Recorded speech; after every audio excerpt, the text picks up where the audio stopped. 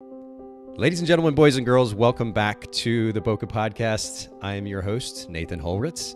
Happy Friday to you.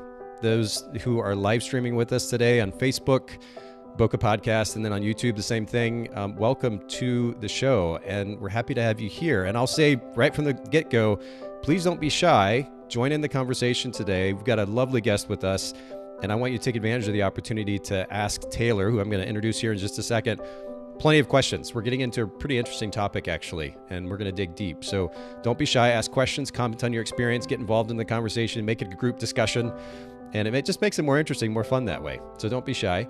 And then for those of you listening to audio, as I always say, make sure to follow us on Instagram at Boca Podcast so that you can keep up to date with the upcoming live streams. BOKEH Podcast on Instagram, and you can follow us there. And then just one last quick note. As I promised everybody that I would do before each and every episode, I made a donation to Charity Water today, earlier in the day, or earlier this morning. I know for a lot of people that are live streaming, or even, and I just popped up the receipt there on the screen. For those of you who are live streaming, you probably can't quite see it. Every time I screenshot the receipt there, I include the date, and you can see the date and time in it. So there's full accountability. But I just bring this up as a way just to encourage everybody to continue to look for opportunities to give back. You know, when we think about Ukraine and all that's going on right there, and then plenty of other places in the world too, where people are struggling with something even as basic as drinking water. Charity Water, that's what their focus is. We have a lot to be thankful for, and I think that should just naturally push us to look for opportunities to give, whether it's to our local community or around the world. So just want to leave that encouragement with you. And on that note, I want to, speaking of encouragement, I have to say that I've already been encouraged this morning in conversation with Taylor, and we've barely had conversation. We were setting up the logistics, the technical side of things. But Taylor, I said this to you before we started. I'll say it again. You bring just a really wonderful energy. And I don't know if you've had those experiences where you talk with people and you just walk away and you're like, that just really felt good. You already bring that vibe.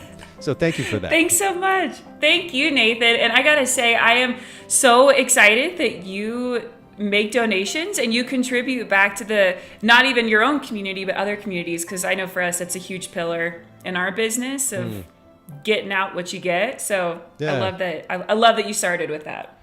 And again, I don't do it to humble brag or anything of the sort. It's a small donation, but I was reminded. So we had a guest on the podcast last year. His name is Sean Lee, and Sean is a photographer based out of the Detroit area, and just does, a humbling level of work with the local community there. And it really pushed me. And I don't immediately know how to get involved in my local community in the same way, but at the very least, this was an organization that I've been giving to for years. And I was like, you know what, I can step it up. I could give more. And so that was just a commitment that I made. And it's a way just to kind of encourage everybody else to do the same thing, because we're super, super lucky. Like, for all the stuff that we complain about on a daily basis, we are really, really lucky. So. Yeah. Oh, that's awesome. Well, thanks so much for having me back again. I'm super excited to be here. Well, and yeah, so for anybody who's listening and or watching that does not know, Taylor was on the show. And Taylor, I have to ask you this again. Taylor Fisher is how you actually signed up for the interview. You did this last time too, but it's Taylor Jones Photography. Yeah, sorry. No. It's not a big deal. Give a little bit of context to that, and then I'll further introduce you. So it's so funny because I actually struggled with that. When my husband and I were dating, he encouraged me. He was like my biggest cheerleader when we were dating to start the photography business. And we had only been dating for 6 months, and I didn't want to be presumptuous and make my business name his last name because we weren't engaged or anything. And so Taylor Nicole just didn't flow as well. And so I thought, you know what, I'm just going to do Taylor Jones. And wouldn't you know, like a year and a half later, he proposed, and I thought, well, should we change our business name? But the business at that point had scaled really quickly, and he was like, nope, you've got a brand, and it has to stay Taylor Jones. And it's so funny because one of his groomsmen at the wedding had, a few drinks, and he was a few sheets to the wind, and he said, Taylor, I hope you keep your business name Taylor Jones, because Taylor Fisher sounds good, but it's not as powerful for a business. And I was like, thanks, man. So my married name is Taylor Fisher. Maiden is Taylor Jones. And I know we're going to get into branding, but once I had developed that brand, I was like, all right, well, that's just what it's going to be. Totally makes sense. Okay, so I love the context. And for anybody listening in, I'll mention as well, Taylor was on the show back in episode, get this, Taylor, 162. This is going to be like 560 or so. Episode 162 in 2018, so 4 years ago almost. Yeah. It's crazy to think about. My son couldn't even hold his head up, and now he's 4, and it was jumping from couch to couch this morning. Since then, we've had another baby. We have a 2-year-old. My husband quit his corporate job, and so many things have happened. It's crazy how fast time goes. It makes me want to puke thinking that was 4 years ago.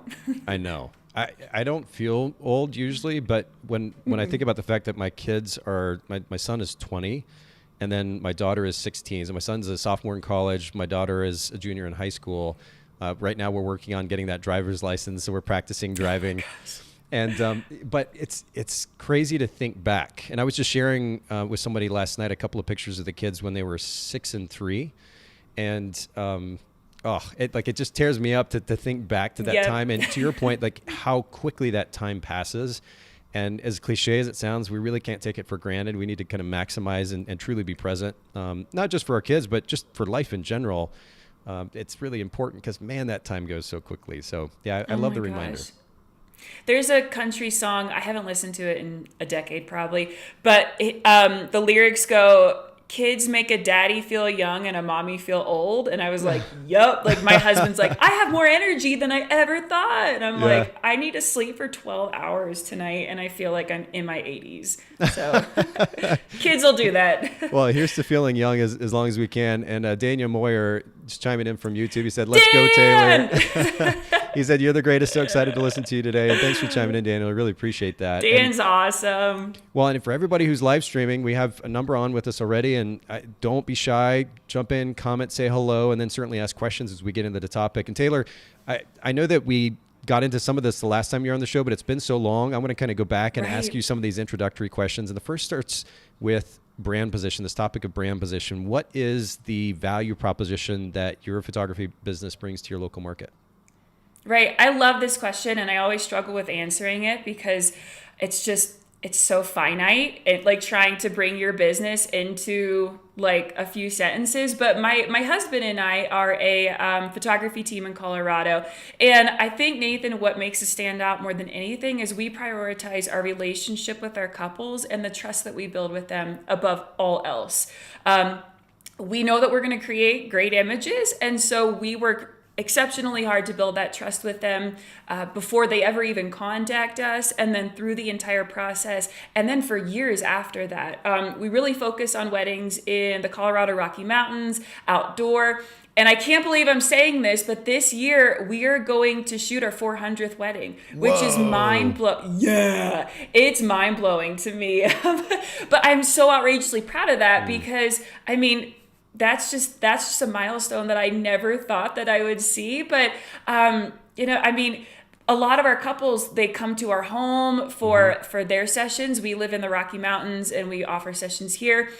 We get to watch them have kids. We get to watch their families grow, get puppies. They come and camp on our property. I look forward to Christmas cards every year. I just took them down yesterday because we had like hundreds up and I just would not get rid of them. But I also have a coaching business for photographers, and transparency and trust is above all else, what is the most important thing for me in how I run my business.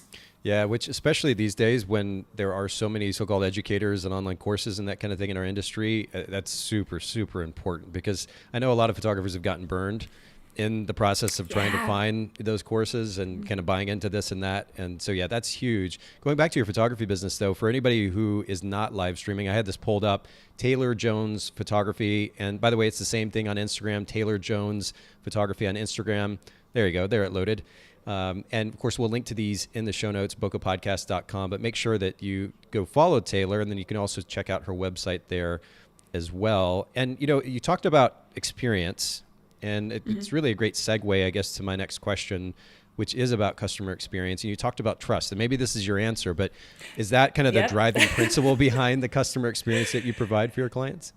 Yeah, trust above all else.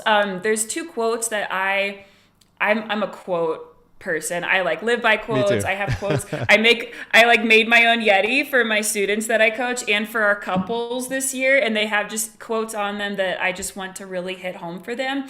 But one of them is it's from Seth Godin: earn trust, earn trust, earn trust. Then you can worry about the rest. That one to me is so powerful because that's how every business should be run. I know that there are people with coaching who get burned, with couples who get burned from their wedding photographer. And there's just that lack of trust. The other quote is from Zig Ziglar: if people like you, they'll listen to you, but if they trust you, they'll do business with you. So if I were talking to a new photographer who wanted to know, like, how do I, one, scale my business and make more money, and two, how do I transition into doing this full time, I would say show up. Do everything you can to build trust with your audience and with your people before they ever even contact you. I mean, that starts on your website. It's weaved in through your social media, how you present yourself, how you follow through, how you treat people. Trust is just, it's the pillar of our photography business, for sure, hands down. When you talk about that phrase, you say show up, and I think about showing up consistently. People, there's a sense of reliability that's created through somebody being a particular thing, whatever that thing is, consistently, and actually showing up in that way consistently.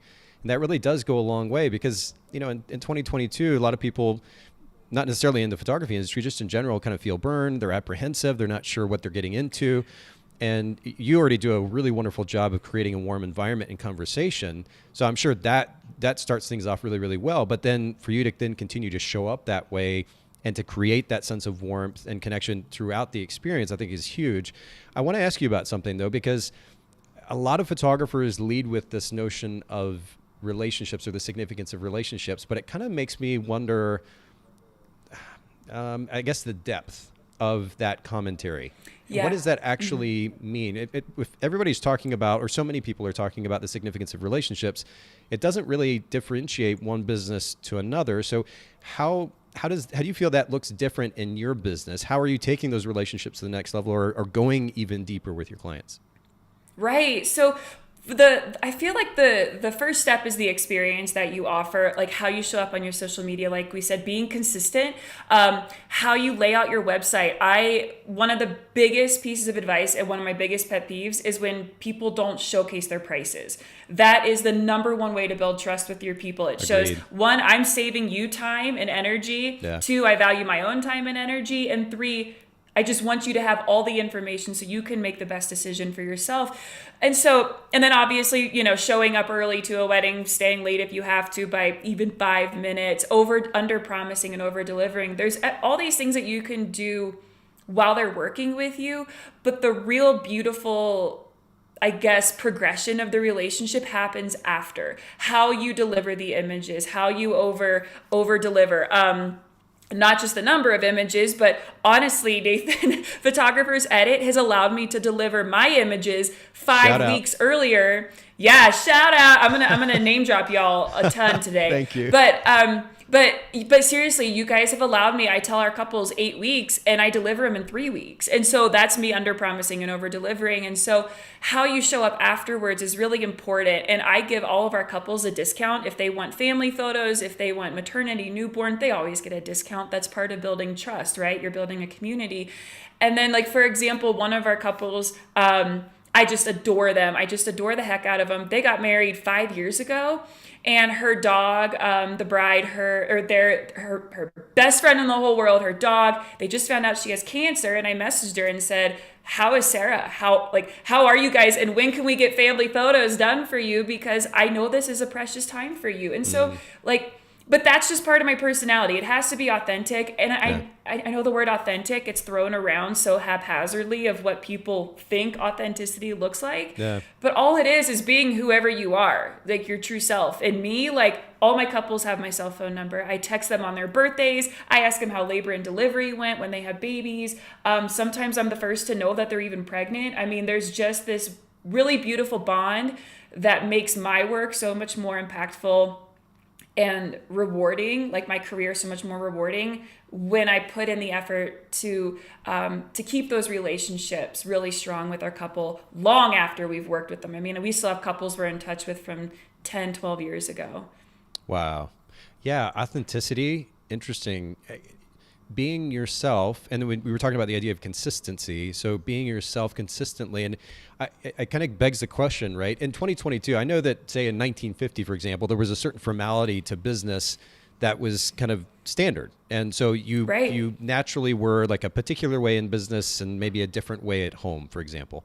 Mm-hmm. That's no longer the case. So if we talk about authenticity, consistency in the way that we engage with other people, I think that's a really great indication of authenticity. And you're right, that word keeps getting thrown around so much, and I'm a little annoyed by it, frankly. But Me too. Well, because I guess it's been watered down in many ways. And then I think part of what bothers me is people talk about authenticity, but the reality is they are actually showing up in different ways. It's like one version of the person here, another version of the person there. And in 2022, the way that people expect to engage with people or to engage with photographers, there's really little reason for us to be one version here and another version here. We can be, as you're saying, be ourselves. And sure, bring some professionalism to it, but we don't have to. People know when you're putting on a front, and that immediately creates distrust. It's a question mark, a red flag. Oh, wait a minute, this seems kind of like they've been putting something on here, and what does that mean? Like, am I getting the real version, and what is that going to mean down the road? Just being the same, consistently showing up ourselves. I think that's a really, really great way to frame the notion of authenticity. That's beautiful. It's like blood in the water. If you show up untrue to yourself, your values, your morals, like what's important to you, or if you're trying to just mimic what somebody else is doing, people feel that. They can feel it, and they will run from the hills, or they'll work with somebody that they don't feel comfortable with. And honestly, Nathan, even whenever I'm on a call with a couple, that initial call, if they tell me that they're looking at other photographers, I'm like, great, you should. There's a lot of us out there, and hire the one that makes you feel the best. Hire the person that makes you feel comfortable, because it's a very intimate job we have as photographers. We experience things that a lot of people don't, for better or worse, like family loss, family trauma, literally like brides taking their clothes off in the dressing room. Like, we are there like for everything. And so people puking on the dance floor. Yeah, exactly. I'm like, I can't tell you the number of times I've held somebody's hair back for them, but it's just, it's such an intimate role that we get to play. And if you show up as anybody other than yourself, again, it's like blood in the water. People can sense that. And I'll go back to something you said just very quickly, because I don't want to park here too long, but the importance of putting prices out there to get from the get-go. And if for no other reason than just to make people's lives easy, I still get frustrated as a business owner, having been in the photography industry for 20 years and then, of course, interacted with companies for at least as long. When I'm going to look at a service for the sake of my companies, and I have to go searching for pricing, and then and I click on the pricing page, I get to the pricing page, and now I have to click here to schedule a phone call or schedule a consultation to get more information. Immediately red flags go up, right? Which is, I'm now going to get sold to. And then to your point, like when it comes to trust, if now I'm questioning why it is they're doing what they're doing and what version I'm going to get when I get on the phone versus maybe what they're giving somebody else, that immediately creates a sense of distrust. So yeah, I don't know why at this point anybody is not putting their prices out there. I think that's a really great recommendation. Right. It was number one whenever we first started. This is my 10th year shooting full time.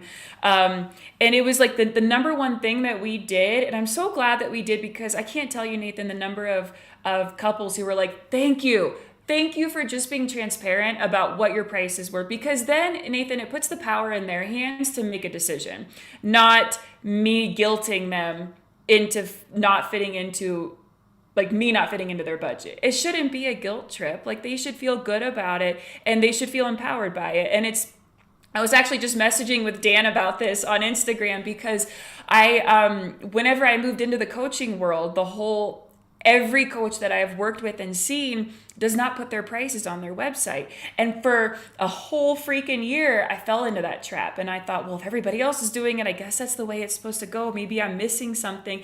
And I started to ignore that inner voice that was like, Taylor, this does not align with you. And I literally started vomiting after these calls that I was having with potential photographers because my body was like, this is not good. Oh, wow. And so, yeah, my husband was like, Taylor, we've had the prices for photography on our website for 10 years and never once has it bit us in the butt. And I was like, okay. And so actually just 2 days ago, I added my coaching prices to the website. And I was like, I don't care if everybody else is not doing it this way. This is what feels better for me. And honestly, like you going to what you said about saving the couple time, you're saving yourself time. I've got 2 kids. I'm running 2 businesses. My husband's running his own business. We have an Airbnb. We're traveling. Yeah. I don't have time or a thick enough skin to reach out to everybody, giving them our prices and to not hear from them. And that's going to happen. But it saved me thousands of hours of work, I have no doubt, by just putting them out there. And I know that the couples that reach out are ready to book. It's made me way more confident than I would have been otherwise. Well, again, great recommendation for everybody listening in, and go to your site right now. If you don't have those prices out there, make your life simple, make the lives of others simpler by just putting that information out there. Daniel chimed in again. He said, I love how others focused you are and how you blur that line between what the typical business relationship looks like. Thanks again, Daniel, for chiming in. And then Andres is saying hello from Texas. Thanks for joining us, Andres. And for the rest of you that are live streaming with us, don't be shy. Say hello, where are you comment, from? Ask questions. Yeah, let us know where you're watching from or listening from. Would love to have you join the conversation. Taylor, going to the next question, you've alluded to your family, and I'm curious what key principle has enabled you not to find some perfect version of a balance, but some type of balance in your life between managing your business and also making time for yourself and for the important people in your life, your family or otherwise. What's that kind of key idea for you? Right. So, I just launched my own podcast, and I just did an episode about how we have these life anchors, my husband and I, and they're kind of these umbrella rules and guidelines that we make all decisions by. And so with business and life, one of our rules, one of our anchors and principles that we filter all of our decisions through is live our retirement now. And what does that look like as an entrepreneur? Because like we're just weird people. Entrepreneurs are weird. Like we would rather work 80 hours a week for ourselves than 40 hours a week for somebody else. And so once I stopped thinking that there was this elusive finish line to success and I was free to live my retirement now, it gave me so much more freedom. And so as far as like managing time in business, trust me, I could work 100 hours a week and still have stuff to do. But that's not serving anybody. Like there's always going to be another financial goal. There's always going to be another sale, another wedding, more to book. It literally never ends. And so once we adopted this, like Mike and I were talking, my husband, and he said, how would life look when we retire? And I was like, well, I'd probably sleep in more, but I already sleep in, and I'd probably get up early, but I already get up at 4:30, and we'd probably travel more, but we're already traveling 6 months out of the year. And I was doing some research on retirement for millennials, and the number one reason that people want to retire early is to spend more time with family. And I was like, well, we're freaking entrepreneurs. We make our own schedule. I can go spend time with my family today, like my kids and my mom who lives on the other side of the country and friends. Like living your retirement life now is, I feel like, a really great way to approach business because there's always going to be something. It never ends. Well, and just, I guess, reframing our lives in that light is really, it's a fascinating concept, actually. Right. We were just talking on a podcast episode earlier this week about Tim Ferriss's 4-Hour Work Week. And yes, I know a lot of people have written that book off under the guise that, oh, it's too extreme. And, what are you talking about 4 hours? Like, that's not feasible. But what he's actually getting at is not literally, you should only work 4 hours a week. It's a mentality that you're very much representing here, Taylor, which is, what is the life that I want? And I'm going to be super intentional in creating that lifestyle within this kind of, not even the confounds, because that sounds negative, but the structure, which is I have a business, but I also have a family, and here's the life that I'm trying to achieve. So how do I go about doing that? And when we set that kind of intentionality, then we can go create it. If we aren't intentional, you mentioned the significance of principles, and we talk about that quite a bit here on the show. if we're not leading with principles, we don't know what we're trying to achieve, what we're trying to live out in life, then we're just going to kind of haphazardly go about life, and we're naturally going to work 80, 100 hours a week or whatever it might be. If we're trying to achieve something very specific, that naturally creates a filter through which we make our decisions about how we're spending our time. And now we can create that lifestyle. And it may not come immediately. It may take a little bit to build to that. But I love the intentionality behind what you're suggesting. I think it's super powerful. Thanks. Well, and I know we're going to get into this about outsourcing, but holy cannoli. I mean, you can have a 4-hour work week if you hire a team of people that you trust to do all of the smaller tasks that you don't have the patience or time or are not good enough for. And so, or not good enough, but you're not good at, I am not good at taxes. I will be the first to admit that. And Me too. while all my friends are like, oh my gosh, tax season, I'm like, when's that? When does that happen? Because it's so far removed from my mind. But again, a part of that living my best retirement life now, because I'm probably never going to retire. And most entrepreneurs won't retire because we love working. We love creating, especially photographers. There's just this fire inside of us that we're not going to be like, I'm just done. I'm done doing anything ever. We're just way too passionate for that. Well, but I like that distinction that you made between living a so-called retirement life, and somebody might come along and be like, what are you, just checking out and being lazy? That's not what it's about. Because like you said, it's not that you don't enjoy working. It's more a question of how do I want to spend my time? What does that actually look like? How much time do I want to allocate in my week to work and then to family and to this thing and to that thing? And we have the ability to be flexible. And like you're saying, leveraging, whether it's an individual who works for you in-house or a third-party company or otherwise, we have those tools available to us if we want to make those decisions, set our prices that enable us to be able to make those decisions. I think it's important.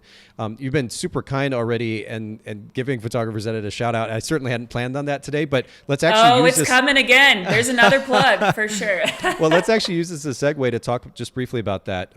The idea of delegation. And certainly feel free to comment on this as it relates to editing. But the thing that I've been most fascinated about around delegation for the last, let's say, year, even more, because I've dealt with a learning curve in that regard. As our team has grown and I'm trying to do a better job of managing a team, I feel like I need to continue to refine my communication process. So I'd love for you to comment on the idea of delegation and how you've learned to better communicate, whether it's with Photographers Edit or anybody else for any other reason, in this process of delegation. Right. So delegating and outsourcing were very intimidating words. And I think for a lot of photographers early on, it feels like you're letting go of a child and just praying that they don't crash on the road or get like their heart broken. And so it was really challenging, but I have finally learned that I can be the best, most energetic and like world-changing version of myself when I have a team.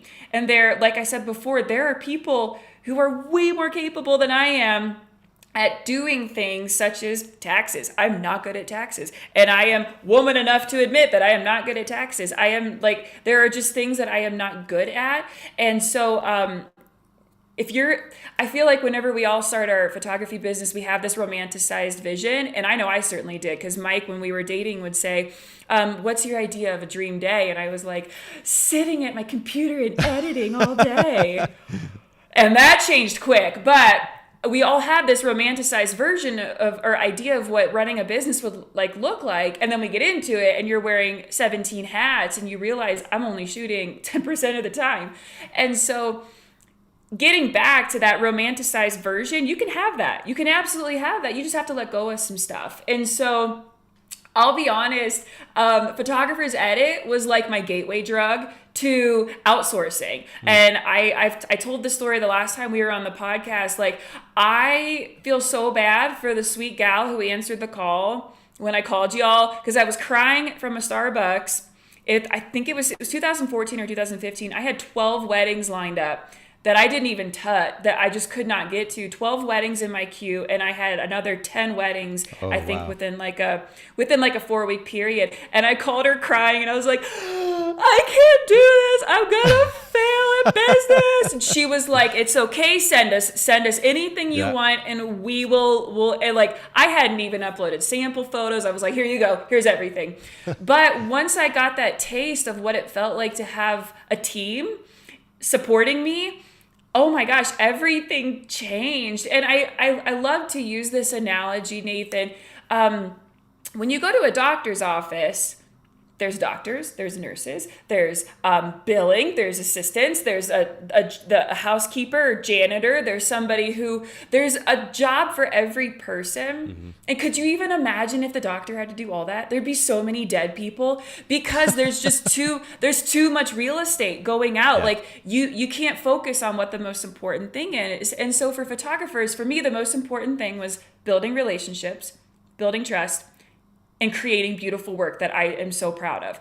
And if I can focus on those three things and everything else is taken care of, oh my gosh, I can do amazing things like shoot 40, 50 weddings a year. Or it gave me so much more space. And so since we've last talked, since Photographers Edit came into my life, I have hired a virtual assistant, a podcast producer. I'm currently hiring a wedding day assistant to work with me and help me, not shooting, but somebody to actually do what normally I feel like a bridesmaid gets put in charge to do. We've hired an accountant, a housekeeper, and I've hired 2 business coaches. And that doesn't even include all of the CRM programs that I've subscribed to. I don't know if you've ever read Effortless. I haven't. It's by Greg McEwen. Have you read Essentialism? I haven't. My friend Sean talks about it quite a bit. I haven't personally read it yet, but I may even have it, and I just haven't read it. It's so good. But he wrote Effortless, and that book, I just finished it 2 weeks ago, has changed my life. But one of the things that he talks about is in your business and life, eliminating human error. And so I've bought every CRM program you can possibly imagine to eliminate that human error, so that I can focus on creating and, again, spending time on nurturing relationships and not just I got to send out this invoice, or I got to send out this email or this welcome guide, or I've got to post on social media. It's just when you have a team, it makes everything so different. And I totally agree with you that learning how to be a leader, there's definitely a learning curve. And thank God my assistant, Brianna, I love her to pieces. And when we first started working together, she would tell me, Taylor, I'm very unclear on who you're speaking to. Because I was transitioning Wow. my social media from just couples. I was very clear on who my couples were, Yeah. but I was moving into the coaching world.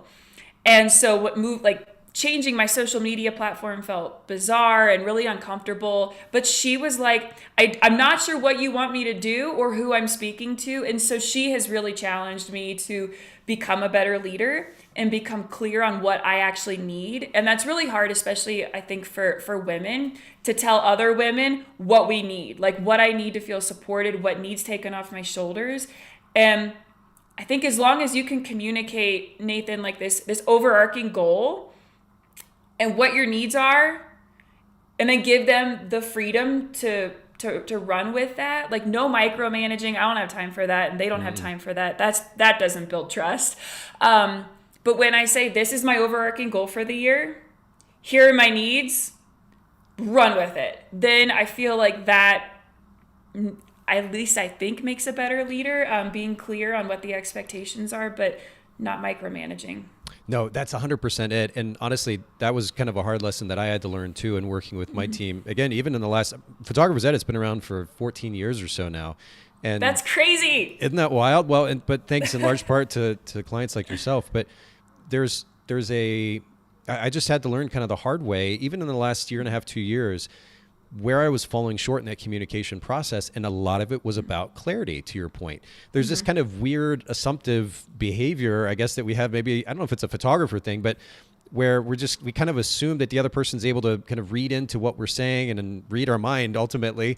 And of course, that's a crazy way to approach things, but that's just what we tend to do. And we just can't afford to do that. We have to be clear. And what I tell my team now is we need to make sure that we're communicating when we talk about, for example, how we communicate with our clients, the expectation management process, is that we need to talk to somebody like we're talking to a third grader or a sixth grader. And it's not because they're not intelligent, but there's this funny thing about communication that despite what the words mean in a dictionary, people don't necessarily use the words that way.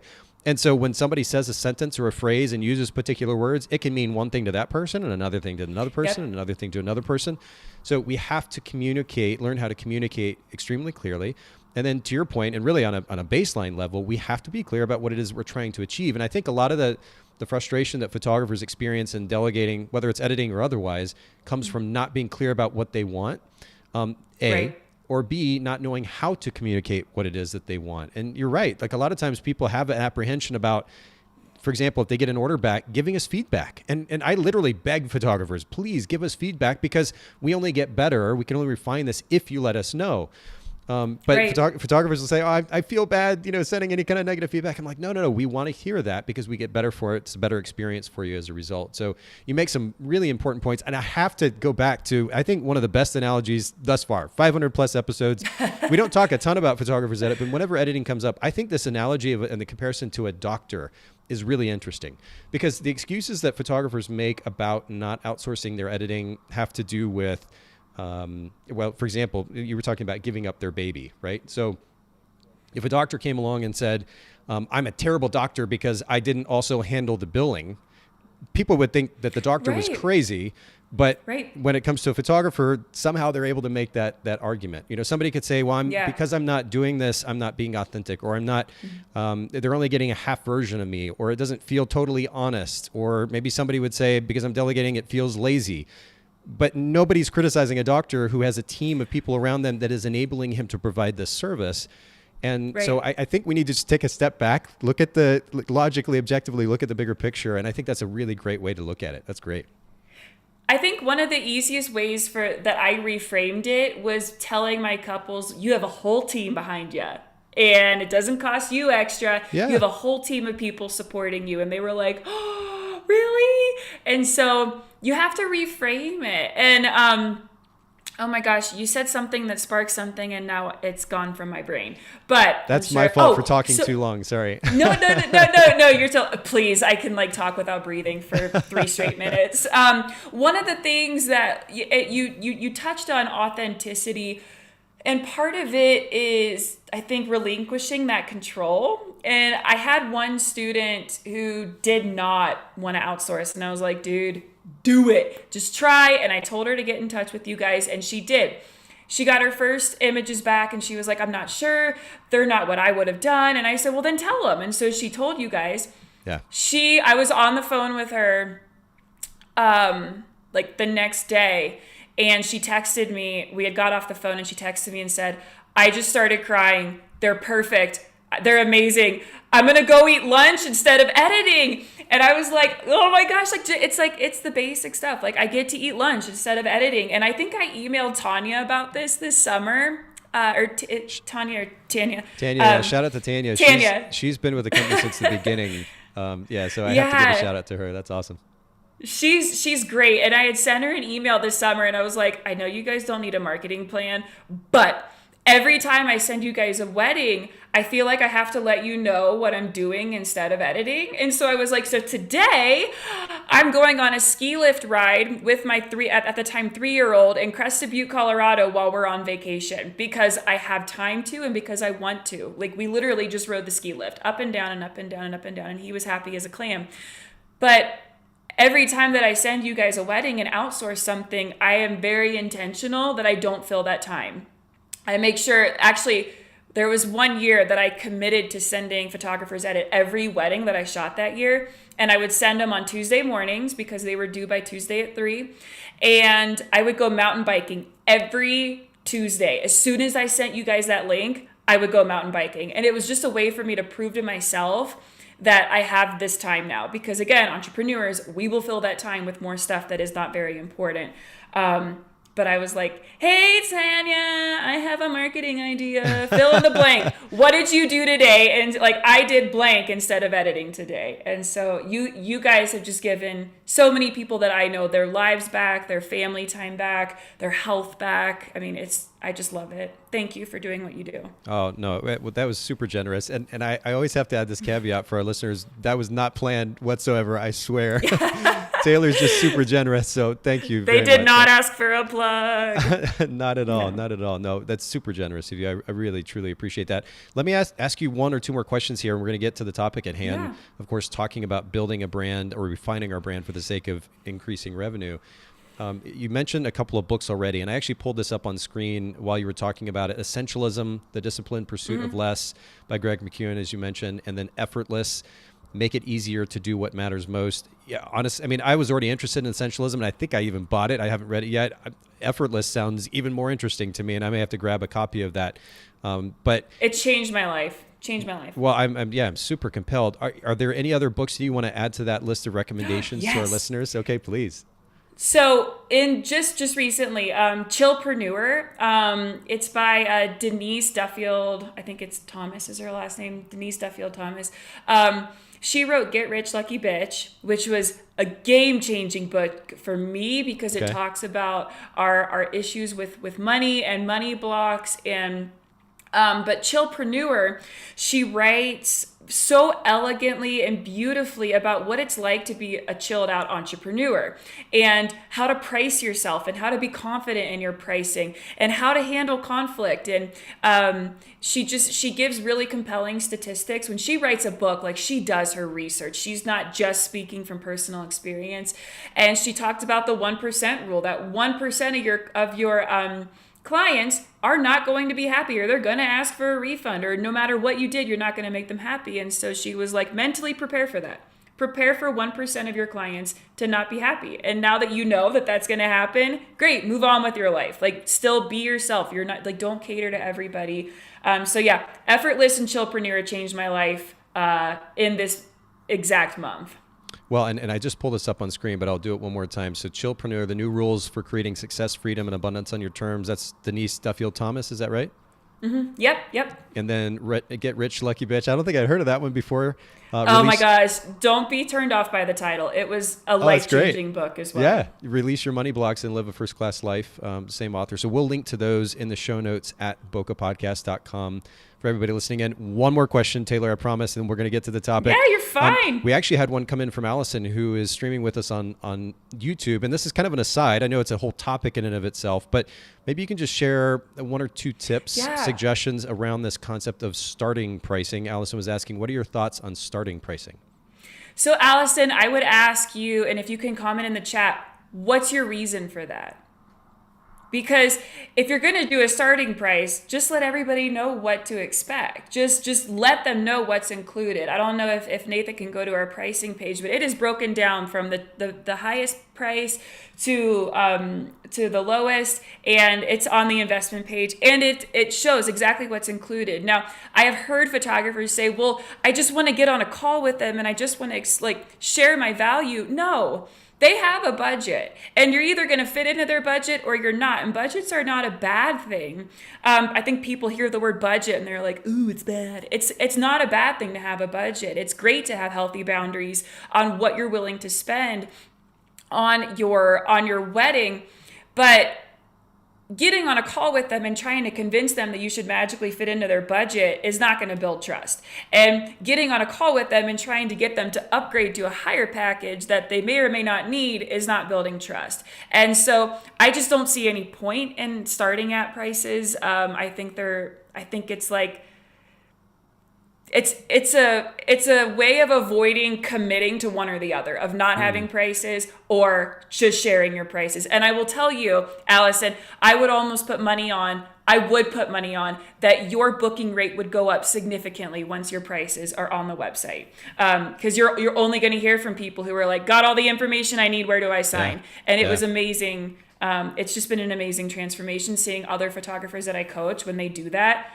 They get quality leads who are like, yes, I know everything I need to know. Where do I sign? There's no back and forth. There's no, it just eliminates so much of that distrust and paranoia that they're going to get taken advantage of. Oh, I love that. And I'm going to actually pop your website back up here just for a second. For anybody looking at adding pricing to their site, or if you've got it and you're not quite sure how to actually present it, this is so easy to look at, to read. You're clear about the price point, what's included. A lot of times, a lot of text is thrown onto a photographer's website, and it's kind of Oh, jumbled it drives and me nuts. not laid out very well. This is so easy to look at and follow. So for anybody listening in, Taylor Jones Photography, go to the investment page and use this as a point of reference. And to Taylor's point, at the very top of the page, it says transparency, and that's what she's leading with. And I think that is a good indication of kind of how we should think about pricing to begin with. And Allison, And if you sorry, go ahead. Nathan. oh, I was just going to say, Allison chimed in and said thank you. So yeah, I really appreciate your commentary on that. Finish what you were saying though. If you scroll down a little bit on that page, it says this package right there. This package is perfect for the couple who blankety blank. Like we're sharing our expertise by saying, hey, most people who book this package, this is what their values are. And this package is designed for the couple who blankety blank. So we kind of guide our couples to start thinking like, well, yeah, I would love full day coverage. I don't want to have to think about this. Or for the couples who are like, we're already pushing our budget, but we really want them there. This is perfect because we still get the highlight reel. And so I think you want to educate your couples on why you're priced how you are. You don't have to defend it, but you want to educate them why you are the expert, the best person for them, and kind of lead them towards where you want them to book, essentially. Perfect. Yeah. And Allison says, I see. Love that. And Allison, thanks for asking questions. And we have even more people streaming with us right now. So please don't hesitate to jump in as we're getting into this topic about refining our brand and brand experience. Don't hesitate to jump in, ask questions, comment. Love the engagement today. And so with that, Taylor, let me jump to this conversation about brand. And brand is a topic that, again, like other things we've discussed today, kind of gets thrown around a little bit. And I'm excited. I'm looking forward because I can already tell you're a very practical teacher. So I know that we're going to walk away with some really great practical application here. But give us a little bit of context around this topic of brand and the significance of brand. What was the turning point for you in your business where you're like the light bulb comes on, you realize you got to throw down when it comes to your brand and brand experience? What was that moment? Right. So there were two, Nathan, and I think the first time that we talked, I shared about, excuse me, when I first started my business, I had shot a couple of my cousins' weddings and a few of the kids that I nannied at the time playing in dirt. So like my portfolio was lackluster at best. But when I met my husband, he's actually a designer, and he said, give me your top favorite 15 photos. I'm gonna build you a brand out of this. And so whenever we started building our brand, we literally went to the mountains. I quit my corporate job. Mike had the car packed, and we drove to Telluride, Colorado. And that's where we designed the brand and the brand experience. And I was like, well, I want to work with couples in nature and only in the mountains. And I really don't want to work in the city. My logo, I need it to feel this way. I want people to feel like they're welcome here. I want them to be aware that we're going to be BFFs for the rest of their life. This isn't just like a shoot and burn and leave kind of thing. Right. Like we're building this family together. And so that was the first time because, again, I had a pretty lackluster portfolio and we booked 25 weddings our first year in business. And my head exploded. And I knew it was because of the brand experience that we offered very quickly from just going to our website. I knew people could tell who we were, what we were about, where we stood within 10 seconds of being on our website. So that was the first. The second was really wild.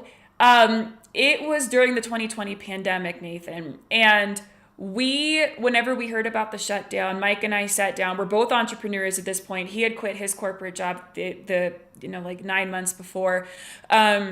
So we sat down and we went, okay, we're not making money this year. This is going to be a really rough year. They're canceling weddings. We had a very real, candid conversation of, are we financially prepared? And at that point, we had prepared for our worst, which was one of us getting ill, like a terminal illness, having a rough pregnancy or something, and having to not rough pregnancy, but lose. We just prepared for our own worst financially, and then this pandemic hit. We were like, well, that wasn't on the books, but it's happening, and here we are. Yeah.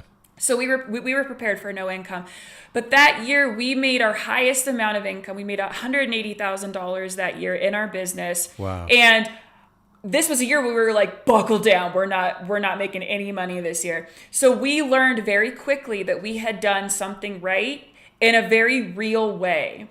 And we weren't, I knew it was because of the experience that we had offered people, because I'll be honest, during a time when people were like not knowing where their jobs were. We still had couples coming to us. They would drive 3 hours one way to where we lived to do a family shoot with us. And I did a donation-based mini session for Mother's Day, and it filled up within about 10 minutes. Every spot was booked. I ended up, I don't remember if I offered a second day at that point, but at that point I was like, well, we have a lot of friends who are giving money back, a lot of friends who are losing money. And when they were experiencing that, our couples were calling us saying, hey, when's your next available date? Like, we don't need a refund.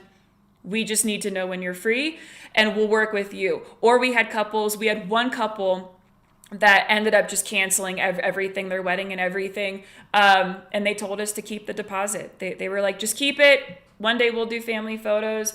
And then we had another couple who ended up canceling everything and rebooked us 8 months later. I mean, me and the bride were on the phone crying whenever they had to cancel because she was like, we don't know what to do.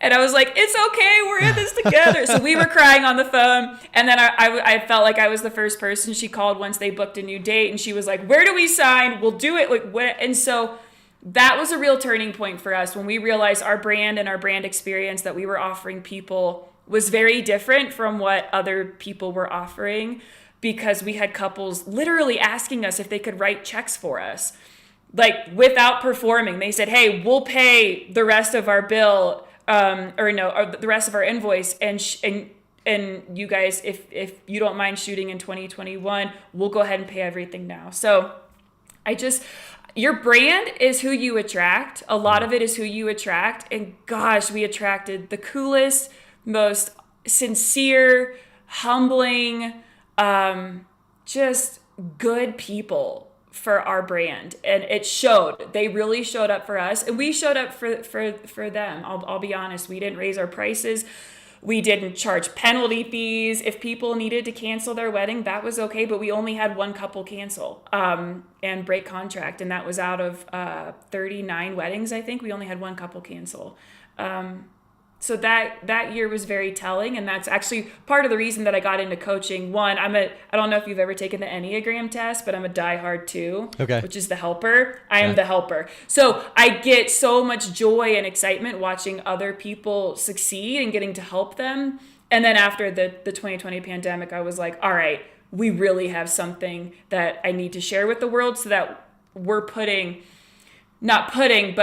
helping photographers become really good business owners with really high integrity and values. Because I'm sure you heard the horror stories of people who were like, sorry, your wedding's canceled, you still owe me money. And I'm like, are you kidding? Like, that'll bite you, and it's going to come back. But it gave me so much passion. Well, I think part of that, though, too, is that a lot of people weren't functioning from the same place that you and your husband were and have been, which is to plan financially for worst case scenario. And so there was a sense of desperation. There was desperation on the part of our clients because of everything they were dealing with, but then there was desperation in a sense from the standpoint of the photographer, because they hadn't really planned or managed their finances real well, or whatever may have happened, but they were just in a desperate mode as well. And that probably led to some of the behavior that we saw, which is unfortunate. I think it was a good reminder for everybody to make sure that you do plan for worst case scenario financially. But I have to say too, though, Taylor, I mean, there is, and I know we're going to get into kind of the nitty gritty here, and I know this is naturally going over. Are you okay on time still? Yeah, totally. Yeah. Okay. I really appreciate it. I'll talk all day. Well, so much of what you've shared already has just been so practical and actionable. And that's my number one goal for this podcast. So I really appreciate that. But the last time we talked, I guess, was probably the last podcast. Maybe there was an email or something like that. But in chatting with you today, I naturally want to spend more time with you. Like I want to have a drink and have more conversation and hang out with you and your husband. But the reason I say this though is your persona, your personality, I think is likely what's at the heart of this experience that you are talking about. People naturally are more accommodating, they're more forgiving, they're kinder and interacting with you because that's the vibe that you create from the get-go. And I would imagine that's what you do consistently. And so I know that we can't teach personality, but we can teach behavioral patterns for sure. And those of us who may label ourselves as this Enneagram or that personality type can still learn how to shift our behavioral patterns and learn something that may fall outside what we would consider a personality. I'm an introvert. So how can I offer the experience that Taylor is offering? I would argue you don't. Well, so that's interesting to me. So I'm going off my outline here, but I'm curious. Yeah. If you, my next question was, why do you say that brand experience is the most important component of photography business? Maybe you can get to that, but I'm even more curious. If the experience that most of your clients are having is centered around you and your ability to just be super warm and kind. I mean, the number of times already that you've said my name in our conversation is like 1,000% more. No, but I'm serious about this.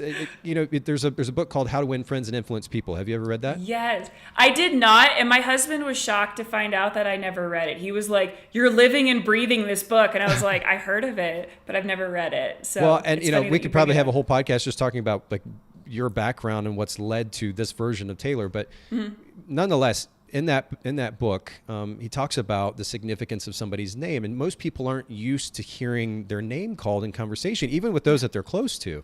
And knowing how good that can feel, I'll even in conversation with somebody at like checkout line at Walmart, I'll look at their name tag and I'll call them by their name. Yep. And the surprise factor when I say their name, they totally forgot the fact they've got a name tag on. They're not used to being called by name, and it just feels so good, surprise. But ultimately, it tends to kind of bring a more warm interaction, even if it's for 30 seconds.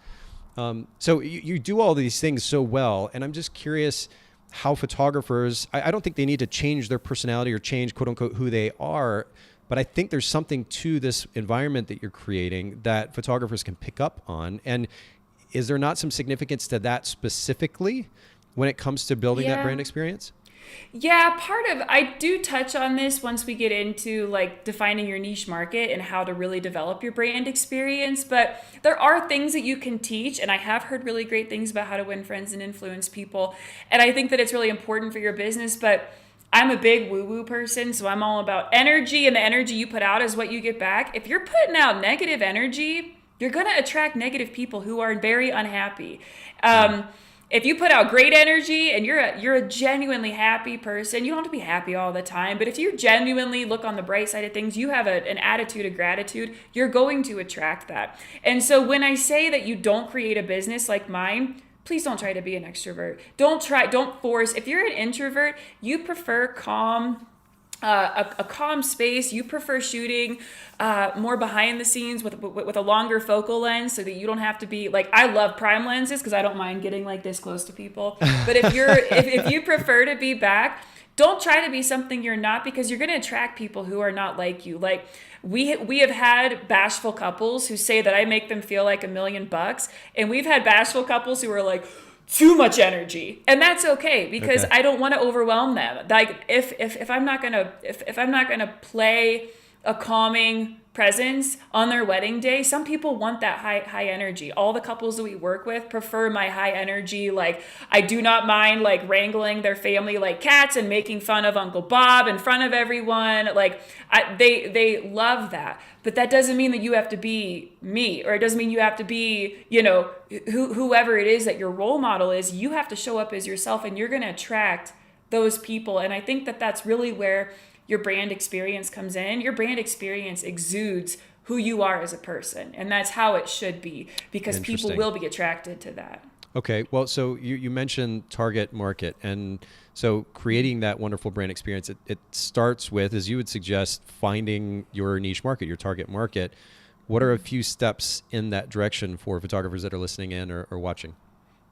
Yeah, so for finding your target market, I actually teach this in my my course that I do with other photographers. It's called Launch to Livelihood. And so in my Launch to Livelihood course, we're going to spend an entire month actually on just this, 4 weeks on defining your niche and learning what you're bringing to the table. And so first, you have to know what you bring to the lunch table. And I love the quote, another quote, I know what I bring to the lunch table, so trust me when I say I'm not afraid to eat alone. I love that quote, because like eating alone, it's so hard, because our millennial generation, we want to stand out so badly, but we're also trying to figure out how to fit in at the same time. Like you want to stand out, but not too much. And it's not just millennials.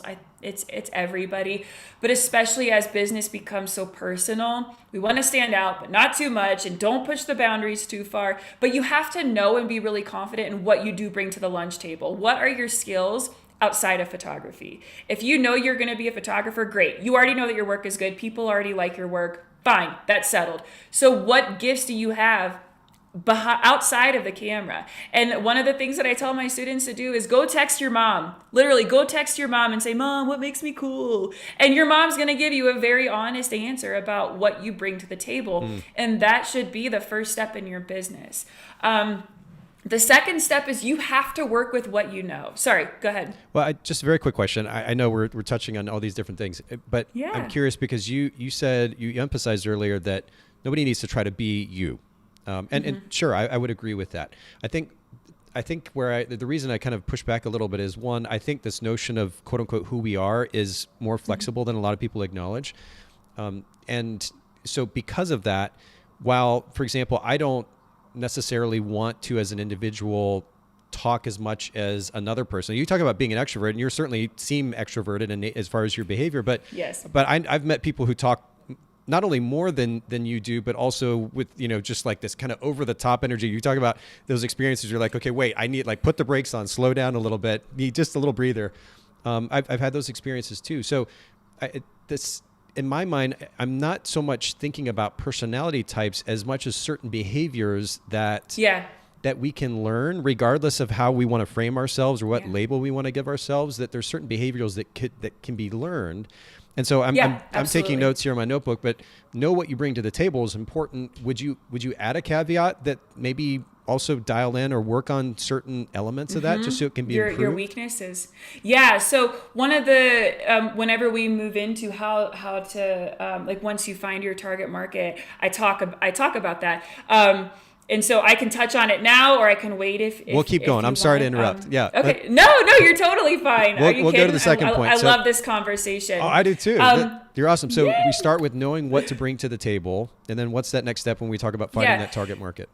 Yeah. So second is you have to work with what you know. You cannot, like we've said, you cannot fake the A word, authenticity. Like, if you don't like hiking, if you genuinely hate hiking, but you're offering adventure elopement sessions because you think that's where the money is, people are going to know that. People are going to feel that. You have to be true to what you know. If you love horses and you really want to incorporate horses into your photography business, great. If you haven't been on a freaking horse or even pet one, do not try to incorporate equine photography into your business. Like, you have to know what you know. If you don't like traveling, do not offer destination weddings. And so that's part of finding your niche. It's obviously way more involved than that, but focus on what you know. I offer outdoor photography. I wish I could turn my camera on and show you the 14er that I'm staring at. I'm not going to go summit a 14er with you. I'm sorry. Like, that is not something that I want to physically do unless you want to hear me swear like a sailor. But I will go be in beautiful nature scenery that we can hike like a mile to. But I'm very clear on that. Like, I'm only going to offer what it is that I know and what I'm comfortable with. So that's part of finding your niche market. Third, and this should be a given, but you have to be passionate about it.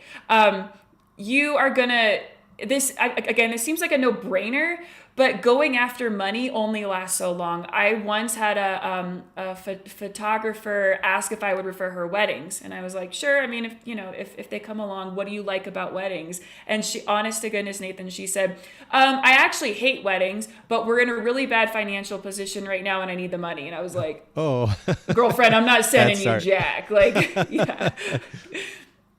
But I mean, if like I touched on earlier, you're going to be working sometimes, if you want, 80 hours a week for years on end. You're going to dream about it. It's going to be all you talk about at parties. You're probably going to add parts of your business to your will. I mean, it has to be something that you're passionate about enough to live and breathe for a very long period of time. And then lastly, one of my students that I coached, her head, like, I think I saw it spin around like 360 when I told her this. Your business has to serve you and your lifestyle, not the other way around. And she was like, wait a minute, my business isn't for other people? And I was like, no.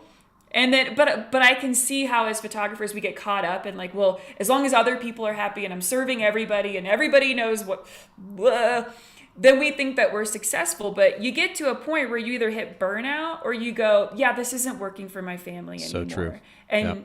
So those are the 4 ways that I think really defining your niche and target market, where you need to start. And honestly, Nathan, I know we were talking about how you can raise your prices. People will pay for somebody who has an expertise and has a niche market. They are happy. You can easily bump up your prices 25 to 50, 100%, whatever you want, if you define your niche and you're very clear on who you serve. People will very happily pay your top prices if you are photographing what you know and you're in an experience that you're very comfortable in. So I'm taking notes, old school here with the notebook, but those 4 kind of 4 ideas, which really seem to kind of center around the idea of 2 things: know what we're good at, or we like, and then know what we're trying to achieve. Know what you bring to the table.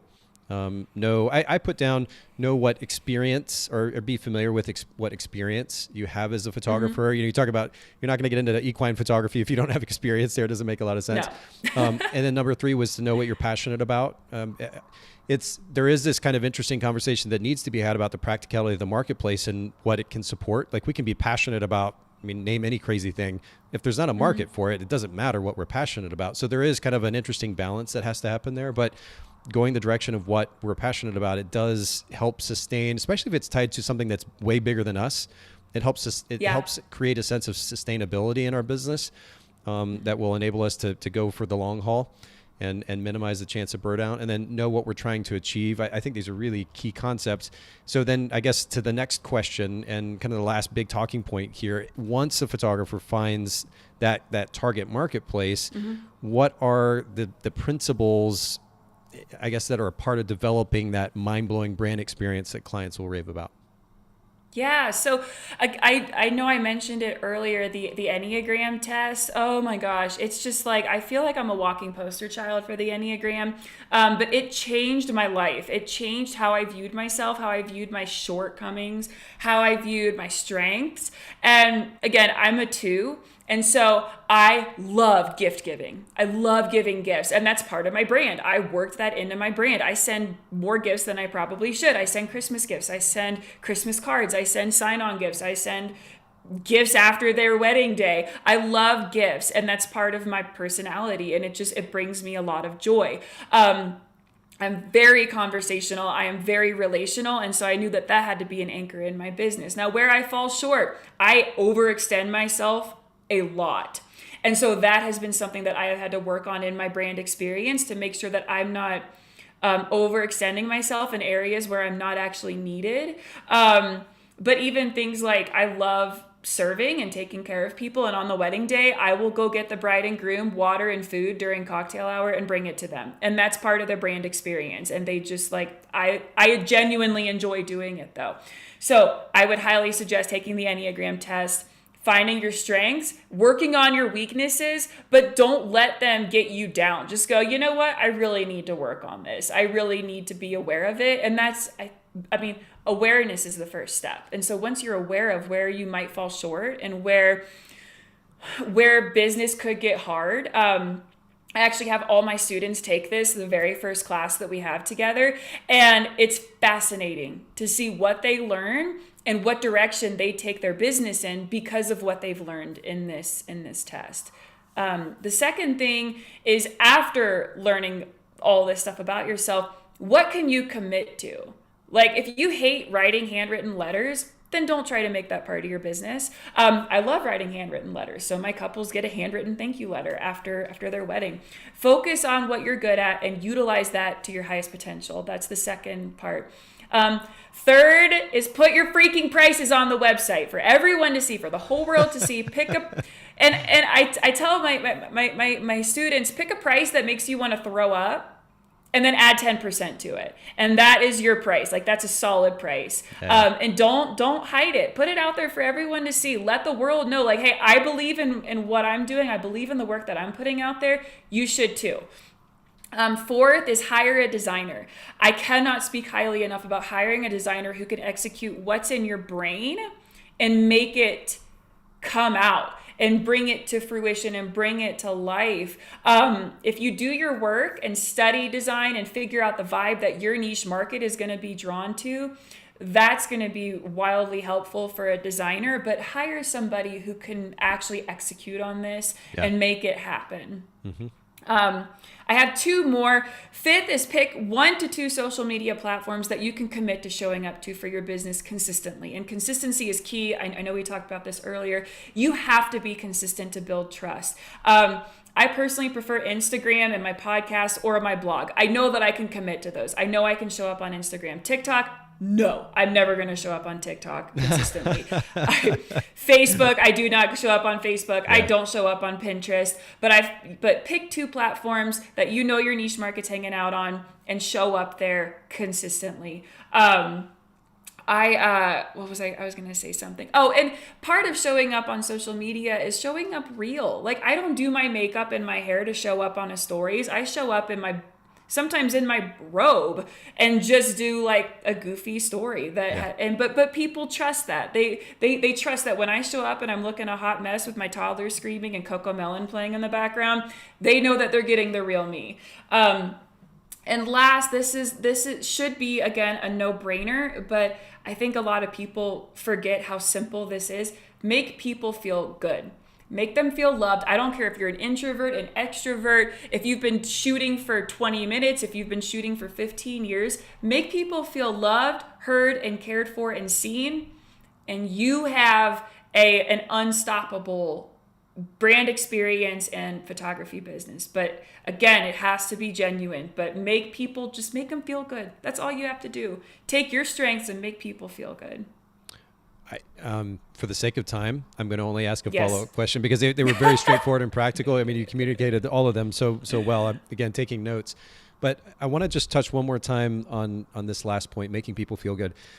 I don't know where you get that, like why it is that you're so good at that, whether it's from experience or a combination of that and your parents, DNA, whatever. Thank you. But are there a couple of ideas that maybe consciously or subconsciously you're kind of processing in your mind on an ongoing basis, just reminders that you can give to our listeners, especially those who may feel kind of on the introverted side, ideas that you think will help them be a little bit more a version of Taylor, like what was that? WWTD, I guess would be, what would Taylor do in this case? So part of this is whenever I said that your brand experience should exude you, how do you feel loved? How do you feel seen and cared for? And how can you make that part of your business? Me, oh my gosh, you send me a Christmas card or a handwritten letter and you might as well have just given me a $500 tip. Like that makes me feel so loved. So I do that. When people text me and ask, hey, how are you? It's been a while. That again, that's part of my brand experience. I keep in touch with our couples on social media. And I'm just checking in with them because that's what makes me feel loved. If somebody buys me a gift, I would rather crawl into a hole and die. But I love giving gifts. And so that was just something that I was like, I don't love getting gifts, but I love giving them. And so that has to be a part of my brand. So even if you are an introvert, that's really what I'm getting at with it has to be, your brand experience has to be you. And chances are, like, again, we all want to be unique, but we're not that different. Chances are, however you feel love, there's, 1.8 million people who feel love in that way too. And so I love the specificity of that, by the way, 1.8 million, exactly. Yeah. I mean, I did my research.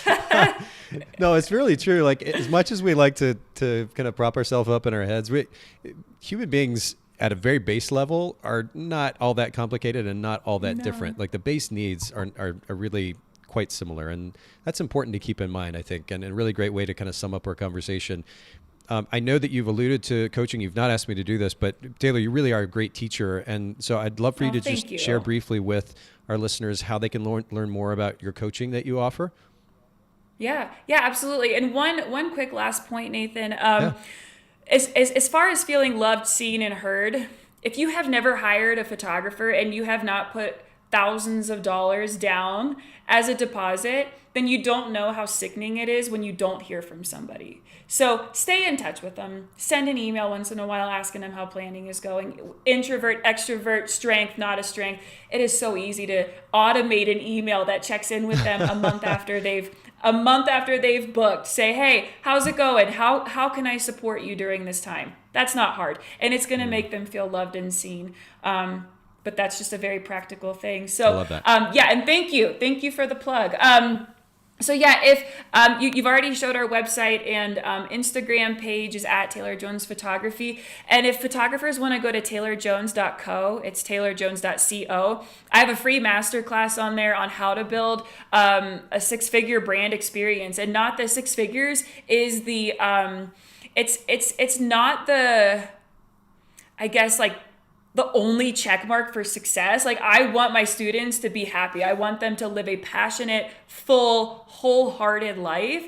But when I say six figures, I want people to know what their potential is. You're not doing this to be a starving artist, right? Like, you're doing it to serve, to create, and to make a livelihood, whether it's you and your dog, you and yourself, or you and 6 kids. It's super important for you to know what the potential is. And then I did launch my own podcast last week. It's the Fearless Vampire. Oh, awesome. I'm so excited. It's for female entrepreneurs, especially female creative entrepreneurs. So yeah, there's a few options, but thank you so much for having me. I just love our conversation so much and really appreciate your time, Nathan. Oh, no, thank you. I mean, it's seriously generous, especially, I mean, at multiple levels, but especially just the practical nature, your teaching style, the actionable information. And I think for all of those that are listening in, I first of all, thank you all who joined us today on the live stream. There are going to be many more listening to the audio after the fact. I know that you've gotten a lot that you can take away from this and go apply. And I hope you do just that. You know, it's so easy in this day and age, Taylor. I'm sure you can relate to this. There's so much content out there that we can take in. Mm-hmm. And the last thing that we need to be doing is just taking in content, reading, watching, listening, or otherwise, just for the sake of doing that. Or, you know, Yep. I mean, honestly, in some cases, just to distract ourselves. We need to be intentional about how we're consuming that information. So for those of you listening in or watching, make sure you actually go jot some of these points down from the conversation today and go apply them to your business. That's where you're going to see the results. And I hope you'll do just that. Again, thank you, Taylor. Like super thank you so much. Practical episode. It's been really, really nice. I really, really appreciate it. For those of you listening in, taylorjonesphotography.com. Taylor Jones Photography, is it .co? Is that right? taylorjones.co. Just taylorjones.co, yeah. .co, okay. And then Taylor Jones Photography on Instagram as well. And I just popped that up there on the screen. You all make sure that you go follow Taylor and you can learn more. Thanks, Taylor. Thanks, everybody. Great. Have a wonderful weekend. Thank you, Nathan.